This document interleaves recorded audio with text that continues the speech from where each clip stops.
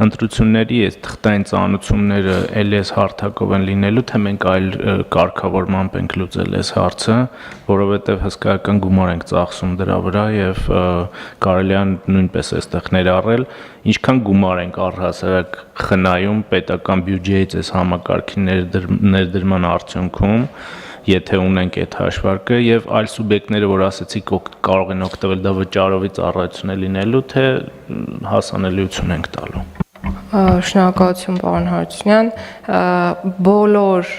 պետական մարմինները, տեղական ինքնակառավարման մարմինները եւ նաեւ ֆիզիկական իրավաբանական անձինք հնարավորություն են ունենալու ծանուցումներ ուղարկել այս հարթակի միջոցով։ Սա նշանակում է, որ այս հարթակը ոչ թե միակ պարտադիր ծանուցման հարթակն է լինելու, այլ գործելու է որպես դեռևս այլընտրանքային միջոց այն ծանուցումների համակարգերի, որոնք ներկայում գոյություն ունեն։ Ուղղակի օրենքով սահմանված կարգով ծանուցում իրականացնելու պարագայում քաղաքացիները, ինչպես արդեն նշվեց, համարվելու են պատշաճ ծանուցված, այսինքն ձեր առաջին հարցին պատասխանն այն է, որ այո, կարող է այդ ծանուցման process-ը կազմակերպվել նաև այս հարթակի միջոցով։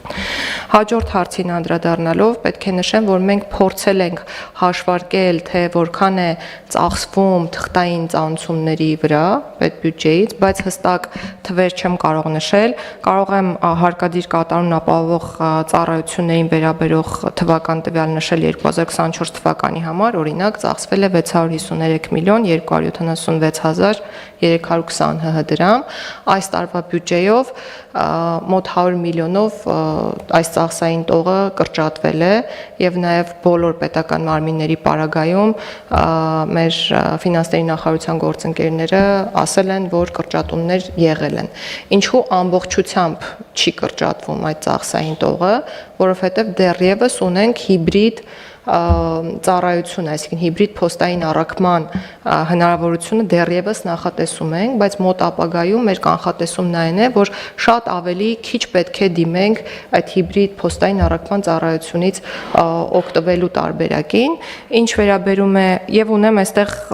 դեպարտամենտի ծախսը, եթե հետաքրքիր է, 24 թվականի ծախսը շուրջ 1 միլիարդ է կազմել օրինակ, որը բավականին մեծ գումար է։